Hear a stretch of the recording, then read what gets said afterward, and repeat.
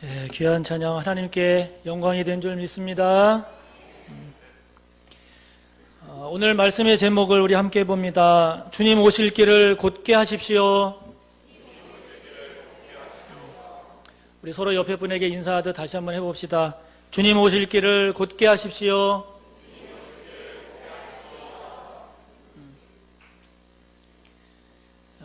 광고에도 말씀드렸지만 오늘부터 대림절이 시작이 됩니다. 대자는 기다릴 때, 림자는 임할림, 즉 예수님이 오심을 기다리는 절기, 대림절입니다.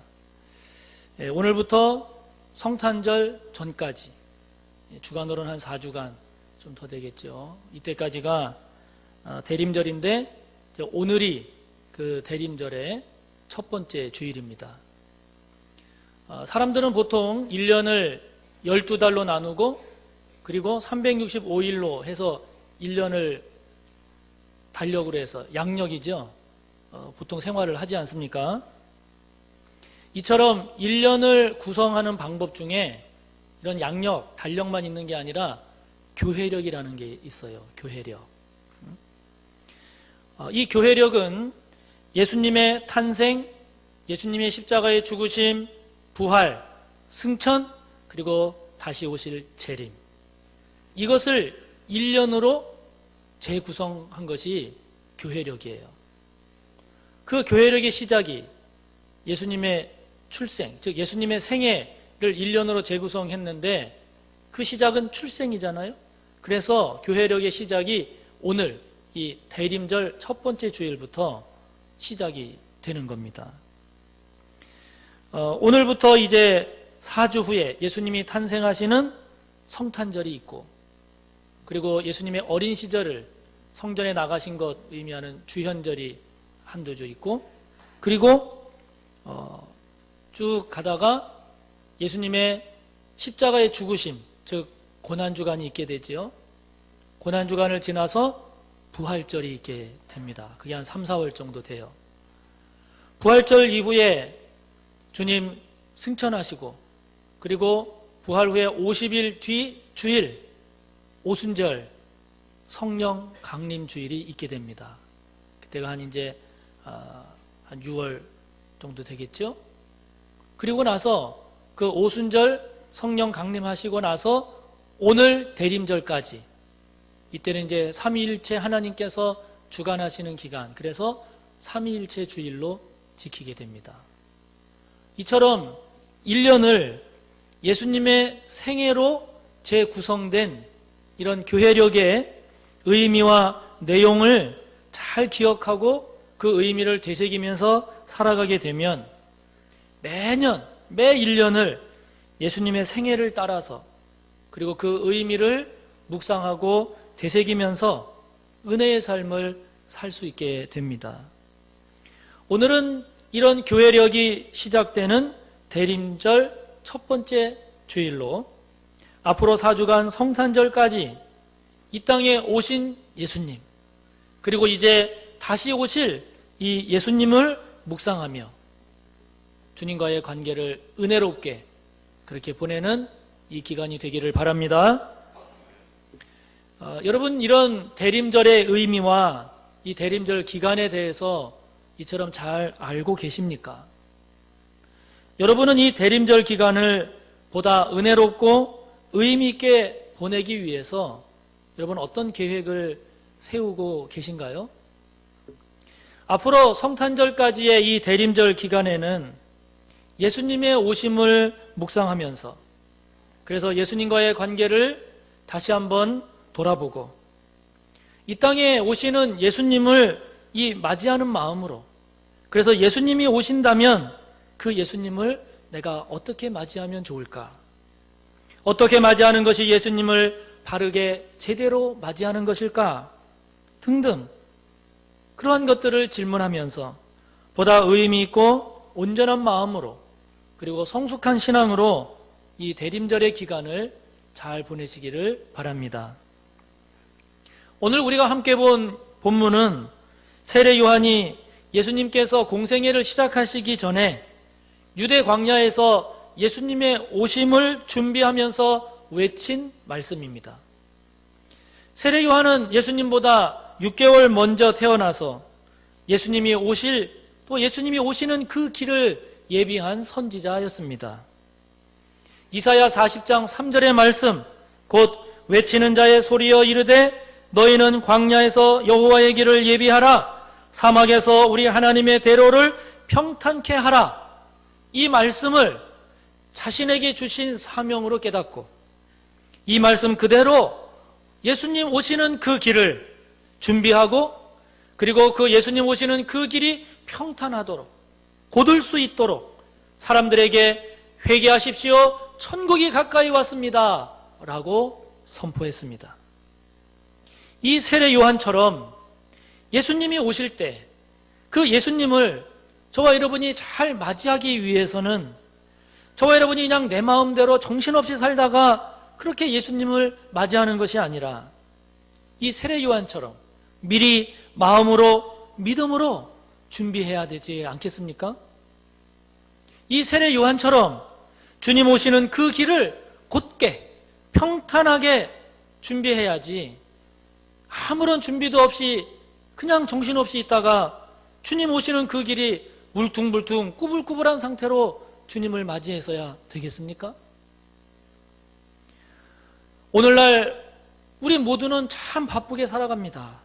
복잡한 상황 속에서 살기에 이런 여유와 이런 묵상을 갖기가 어려운데, 어른들이 얼마나 바쁘고 복잡하게 살아갑니까?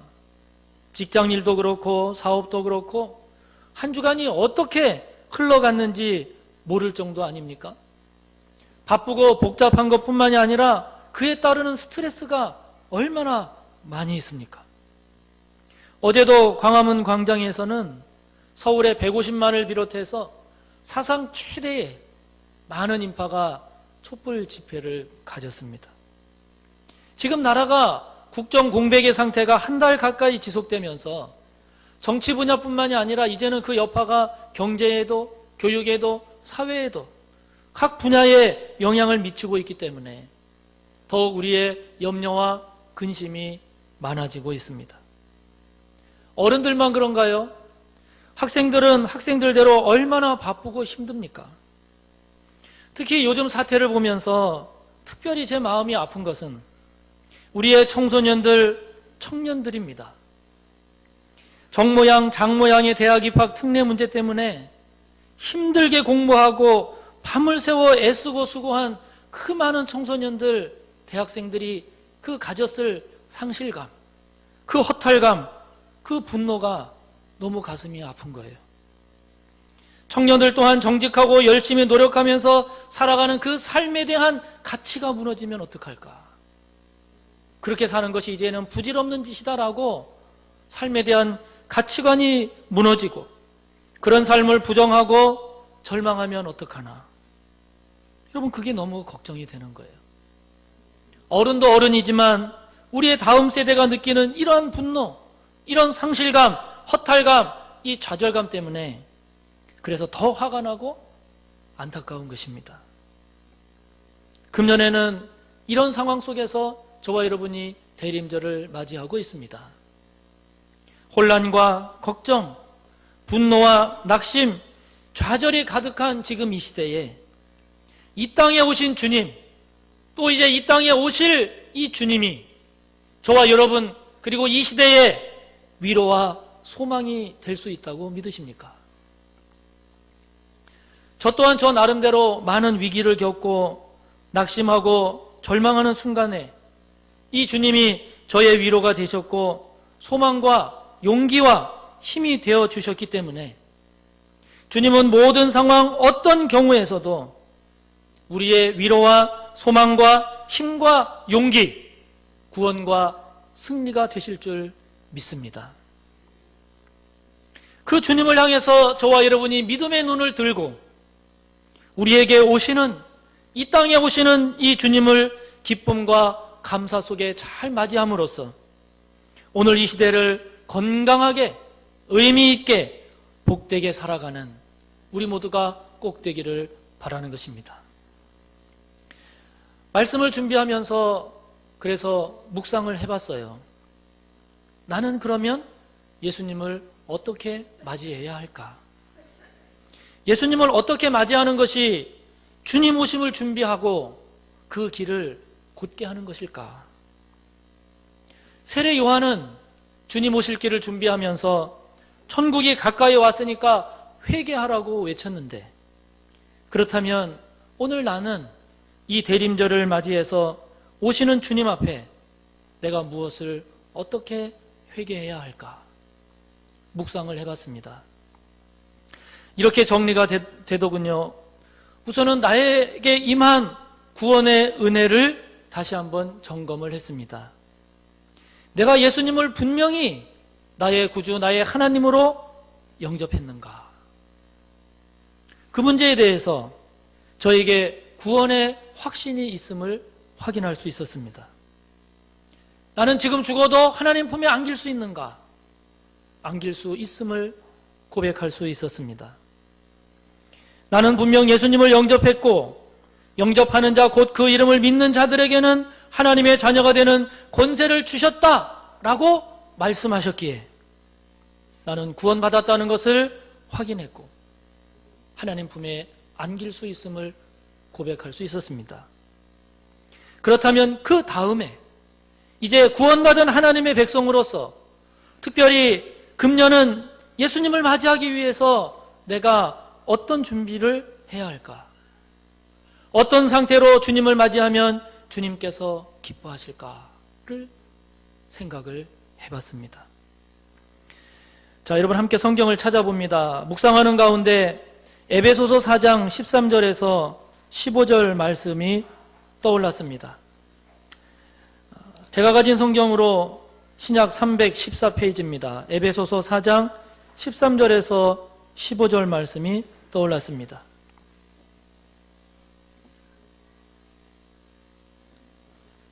우리 함께 말씀을 봉독합니다.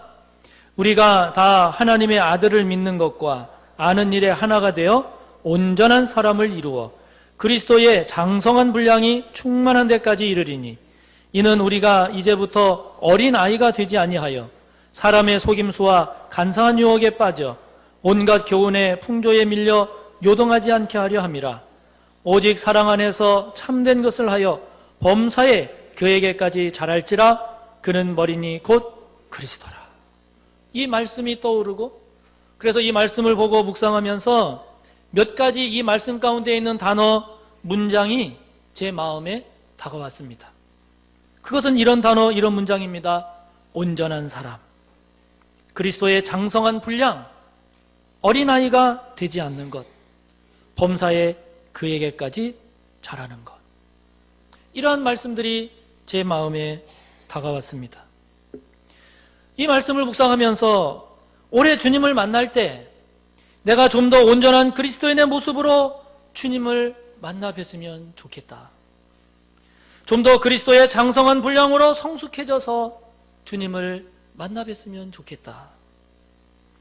어린 아이가 아닌 좀 더 의젓한 어른의 모습으로 주님을 맞이했으면 좋겠다. 범사에 조금이라도 더 주님에게까지 자라보자. 이런 생각을 하면서 이것이 이 대림절 기간에 저의 기도의 제목이 되고 있습니다. 그러면서 다시 제 자신을 돌아봤습니다. 그러면 좀 더 온전하지 못한 내 모습이 뭐가 있을까? 좀 더 그리스도의 장성한 분량으로 성숙하지 못한 모습이 무엇이 있을까? 아직도 어른이 되지 못하고 어린 아이에 머물고 있는 나의 미숙한 모습은 무엇일까? 아직도 주님께 더 자라야 할 그 모습은 무엇일까? 질문하고 묵상하고 기도하고 있는 중입니다. 여러분, 이런 것들을 세세하게 저의 부족한 것, 미숙한 것을 하나하나 하자면 많겠죠. 많을 것입니다. 묵상하는 가운데 한 가지가 떠올랐습니다. 최근에 아내랑 대화를 나누다가 제 속에서 막 화가 나는 걸 느꼈어요. 아내랑 대화를 나누다가 소리가 막 높아져서 싸울 뻔했어요. 그런데 제가 가만히 생각을 해보니까 이런 저의 모습이 아내하고만의 관계가 아니더라고요. 다른 사람들하고 이렇게 관계를 가질 때도 보면 제가 이렇게 겉으로 표현이 안 돼서 그렇지 어떤 경우에 보면 상대방의 말을 잘 받아들이는 경우가 있는 반면에 어떤 경우에는 그 말이 듣기 싫고 그리고 그것을 인정하기 싫고 그렇게 말하는 그 사람을 무시하는 그런 모습이 있더라고요. 그러니까 여러분 제가 아내뿐만이 아니라 여러 사람들에게 그러한 태도를 가지고 있다라고 하는 것은 제 안에 그런 성향이 있다는 것 아니겠어요? 그런 사고의 틀이 있다는 것 아니겠어요? 그런 죄된 모습이 제 안에 자리 잡고 있다는 것 아니겠습니까? 그것이 뭘까? 좀 더 깊이 생각을 해보니까 누군가가 저의 잘못을 지적하고 단점을 지적하면서 비판할 때 그 사람이 제가 인정하는 사람, 제가 존경하는 사람일 경우에는 그것을 잘 받아들이더라고요. 그러니까 그 사람들은 저를 어떻게 생각하겠습니까? 아, 저 사람은 참 겸손한 사람. 저 사람은 참 자기 잘못을 인정하고 받아들일 줄 아는 사람. 그렇게 평가를 하지 않겠습니까? 그런데 누군가가 나의 잘못을 지적하고 나를 비난을 할 때 여러분 이게 참 인간적이고 참 속된 것이지만 제 마음속에 그런 게 있는 거예요. 당신이 나를 어떻게 비난할 수가 있나? 당신은 나를 그렇게 비난할 만한 사람이 못 돼. 어떻게 당신이 나를 비난할 만한 위치나 그런 인격이나 경륜이 안 되지. 이런 생각을 제 마음속에 갖고 있다 보니까 그렇게 여겨지는 사람이 저의 잘못을 지적하거나 저를 비난하게 되면 제가 아픈 거예요. 힘든 거예요. 속에서 막 화가 나는 거예요. 나중엔 그것 가지고 이제 싸우게 되는 거예요. 여러분 이게 온전한 모습입니까? 온전한 모습이 아니죠. 여러분 이것이 주님을 닮은 모습인가요? 주님을 닮은 모습이 아니죠. 아직도 뭔가 성숙하지 못한 채 어린 아이에 머물러 있는 이런 모습 아니겠어요? 주님에게까지 자라지 못한 모습입니다. 그러다 보니까 이런 모습으로 주님 오심을, 이런 모습으로 주님을 만나 뵐 것을 생각하니까 그게 부끄럽고 죄송한 거예요. 그래서 저의 경우는 금년 대림절 기간에는 이 모습을 고쳐서 보다 더 온전한 모습으로 주님 앞에 서는 것, 그것이 저의 금년 대림절 기간의 기도 제목이 되고 있습니다. 그래서 기도하면서 다시 한번 생각을 해봤습니다. 내가 왜 이렇게 반응을 하는 것일까? 이런 모습이 어디에서 온 것일까? 언제부터 이런 것들이 내 안에서 자리 잡고 자란 것일까? 생각하고 묵상하고 돌아보는 가운데 저의 이런 성향, 이런 모습은 어려서부터 제가 살아온 삶의 과정을 통해서 형성되었음을 알게 됐어요.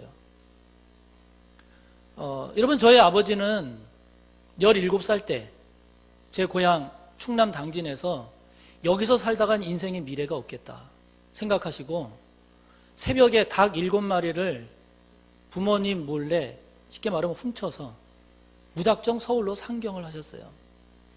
그러니 여러분 닭 7마리 팔아서 무작정 연고도 없는 서울에 올라와서 거기서부터 터잡고 살아가려고 했으니 얼마나 고생을 많이 하셨겠어요. 저기 창신국민학교 담벼락에서 자기도 하고 그러셨다는데 얼마나 고생 많이 하셨겠어요. 그래서 아버지가 이제 이렇게 저렇게 하다가 기술을 익힌 것이 이발이에요. 그래서 동네 이발소를 직원으로 일하시다가 나중에 조그맣게 동네 이발소를 하셨는데, 그런 여러분 생각해 보세요. 저희가 5남매예요. 7 식구가 동네 이발소 해가지고 여러분 어떻게 여유 있게 살겠어요? 그래서 저는 늘 가난하게 자랐어요. 당시 국민학교에 육성회비라고 그러잖아요. 300원, 450원, 600원. 그 육성회비를요 제때 내본 적이 없어요. 그럼 참 가난하게 자랐어요. 그런데 그렇게 가난한 가정에서 자랐지만 동네에서 친구들과 잘 놀았고 그리고 시골을 가든 학교를 가든 그렇게 어른들이 칭찬을 했어요. 공부 잘한다고. 그리고 운동 잘한다고. 그리고 착하다고. 그러니 여러분, 학교에서는 늘 반장을 했기 때문에 늘 지도자적인 위치에 있으면서 선생님들이 잘한다, 착하다, 인정하고 칭찬해 주셨어요. 친구들하고도 그렇게 막힌 것 없이 잘 허물없이 잘 지내서 친구들도 쟤는 좋은 애, 쟤는 착한 애, 쟤는 칭찬했어요. 여러분, 그러다 보니까 제 안에 뭐가 형성이 됐겠습니까? 제가 의식하든 의식하지 않든 나는 인정받는 사람이야. 나는 꽤 괜찮은 사람이야. 라고 하는 그런 생각이 제 안에 자리 잡게 된 거예요. 여러분, 이것이 나쁜 거는 아니에요. 왜냐하면 여러분, 사람에게 칭찬받고 인정을 받게 되면 자존감이 높아져요. 자긍심이 생기고 매사에 자신감이 있어요. 좋은 거예요. 좋은 거지만 여러분, 나무가 높게 자라면 자랄수록 그림자도 길게 생기잖아요. 그러니까 이것이 좋은 점이기는 하지만 이것으로 인해서 나타날 수 있는 그림자가 있는 거예요. 단점이 있는 거예요. 그게 뭐냐면 지적을 당하고 비난당하는 걸 힘들어하는 거예요. 왜? 늘 칭찬받으니까. 늘 인정받으니까. 그러니까 여러분, 제가 언젠가 이런 면이 있구나 그래서 고치려고 나는 애쓴다고 애썼는데 남아있는 거예요. 그것이 깊게 뿌리 박혀서 남아있는 거예요. 그러다 보니까 내가 인정하고 존경하는 사람이 나를 지적하고 비판할 때는 받아들이지만 나보다 공부도 못하고 키도 작고 힘도 세지 않은 자가 너는 뭐가 문제다, 네가 그 잘못이다, 넌 그건 아니다라고 지적을 하면 힘든 거예요. 속이 상하는 거예요. 화가 나는 거예요. 받아들이기가 어려운 거예요. 그러다 보니까 제 안에 제가 권위를 인정하는 사람과 인정하지 않는 사람, 나보다 더 나은 사람과 낫지 못한 사람, 맞는 것과 틀린 것, 옳은 것과 옳지 않은 것 등 이것 아니면 저것, 이걸 용어로 표현하자면 이분법적으로 판단하는 이런 사고의 틀이 저에게 형성이 되어 온 거예요. 그런데다가 여러분 아시다시피 제가 전공한 게 법학이잖아요. 그러니까 이런 사고를 가지고 있는 데다가 합법 아니면 불법, 정답 아니면 오답, 정의 아니면 불의, 정직 아니면 거짓, 권위 아니면 무시. 이러한 성향, 이러한 모습이 더 깊이 자리를 잡게 된 거예요. 요한복음 8장을 보면 현장에서 음행하다가 잡힌 여인의 이야기가 나옵니다. 여러분, 이것은 누가 봐도 이 여인이 잘못한 것 아닙니까? 그래서 사람들이, 특별히 서기관과 바리새인들이 이 여인을 지금 주님 앞에 잡아왔잖아요. 그래서 돌로 치려고 하지 않습니까? 예수님께 요구하잖아요. 당신 어떻게 할 거냐고, 이 여인을. 율법에 의하면 돌로 쳐야 되잖아요. 그러면 예수님이 말씀하시는 사랑이 무너지니까 안 될 것 같고, 율법을 돌로 치지 말으라고 하면은 율법을 어긴 게 되니까, 그야말로 예수님이 이러지도 못하고 저러지도 못하도록 그 코너로 예수님을 몰아간 것 아니겠어요? 잠시 후에 땅에다가 무엇인가를 쓰신 예수님께서 어떻게 할 거냐고 계속 다그치는 사람들에게 이렇게 말씀하세요.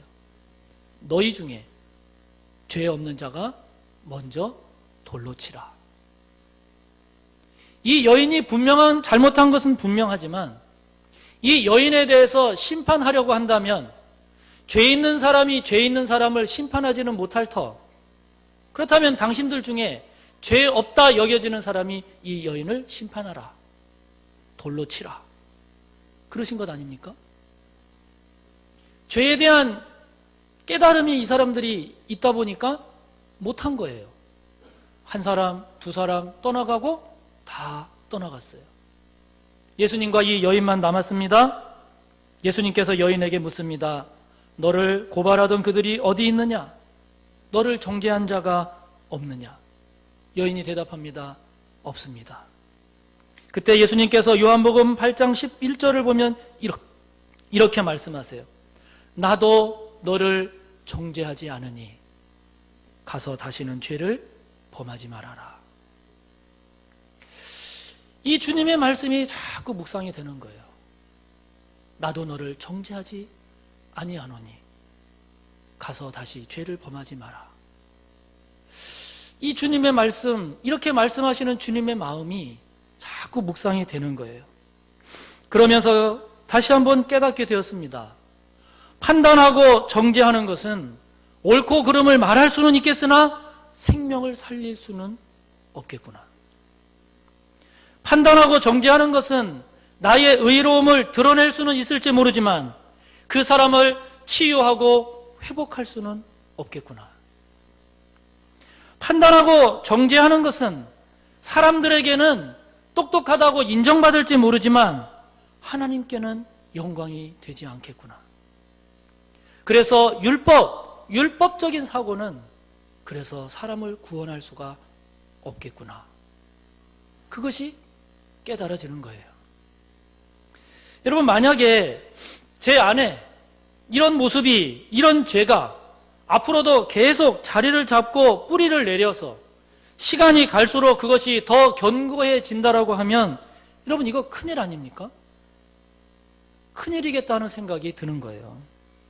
왜냐하면 여러분, 저는 목사잖아요. 여러분, 목사로서의 가장 중요한 사명이 무엇입니까? 판단하고 정죄해서 옳고 그름을 세우는 것입니까? 아니면 생명을 살리는 것입니까? 생명을 살리는 거잖아요. 사람을 치유하고 회복시키는 거잖아요. 그런데 제 안에 판단하고 정죄하는 성향이 점점 깊어진다 그러면 여러분, 어떻게 되겠어요? 저의 목회의 한계가 반드시 드러날 것이고 그로 인한 어려움을 겪지 않겠습니까? 이러한 제 안에 있는 이 죄를 뽑고 더 나은, 더 온전한 하나님의 사랑, 장성한 그리스도의 분량으로 나아가지 않으면 여러분, 안 되지 않겠습니까? 이런 경각심이 생기다 보니까 이번 대림절 기간 동안에는 이 문제를 해결하는 것이, 이 문제에서 보다 더 성숙해지는 것이 오시는 주님을 맞이하는 일이라, 그렇게 저는 정리를 한 거예요. 제 자신에 대해서. 그래서 온전하지 못하고 미성숙하고 그리스도에게까지 자라지 못한 이런 모습에서 조금이라도 더 나은 모습으로 주님께 나아간다라고 하면 이것이 주님을 맞이하며 그 길을 준비하고 그 길을 평탄케 곧게 하는 것이 아닐까. 그래서 저는 이번 대림절 기간은 이 문제를 묵상하고 씨름하고 기도하려고 하는 것입니다. 어떻게 해야 될까? 어떻게 하는 것이 이처럼 사람을 이분법적으로 대하지 않고 보다 더 온전한 생각의 틀로 바꿀 수 있을까? 묵상하고 기도하는 가운데 지금까지는 먼저는 사람을 이렇게 나눠서 보려는 생각 자체를 내려놓게 해달라고 기도하자 하는 것입니다. 그렇게 기도하려고 합니다. 알게 모르게 그동안 내 안에서 자라고 있었던 이런 죄된 모습을 알았으니 이로 인한 죄를 용서해 달라고 하나님께 기도하려고 합니다. 그래서 이렇게 회개하고, 그래서 그동안 이로 인해서 상처를 받았거나 힘들었을 사람이 떠오르면 찾아가서 용서를 비는 것이 가장 좋지요. 그러나 만약에 그렇게 하지 못한다라고 하면, 그런 사람이 떠오른다면 생각에서라도 그 사람에게 용서를 구하고 하나님께 다시 한번 회개의 기도를 드림으로써 그 회개에 합당한 열매를 맺으려고 합니다. 그래서 그에 합당한 열매를 맺기 위해서 누구든 나에 대해서 비판하거나 지적을 할 때 지금처럼 판단하고 편견에 사로잡히는 것이 아니라 그 사람을 사람 그대로, 그 사람이 말하는 내용을 내용 그대로 받아들이고 묵상해 보려고 합니다. 막 화가 나려고 할 때, 힘들어 할 때 주님이라면 이때 어떻게 반응하셨을까? 내가 다시금 판단하고 정죄하려고 하는 모습이 보여질 때 주님이 기뻐하시는 모습이 되기 위해서는 어떻게 반응하는 것이 좋을까? 나도 너를 정죄하지 아니하노니 가서 다시는 죄를 범하지 말라. 이 주님의 말씀을 다시 묵상해보고 이렇게 말씀하시는 주님의 마음이 어떤 마음일까를 깨달아 보려고 하는 것입니다. 사랑하는 성도 여러분, 대림절이 시작되는 오늘 이 땅에 오시는 주님을 여러분들은 어떻게 맞이하려고 하고 계십니까? 여러분에게 구원의 확신은 있으십니까? 하나님께서 오늘 부르신다라고 하면 하나님 품에 안기실 수 있겠습니까? 그렇다면 그 다음 주님 오심을 기다리며 그분을 여러분 어떤 모습으로 맞이하려고 하십니까?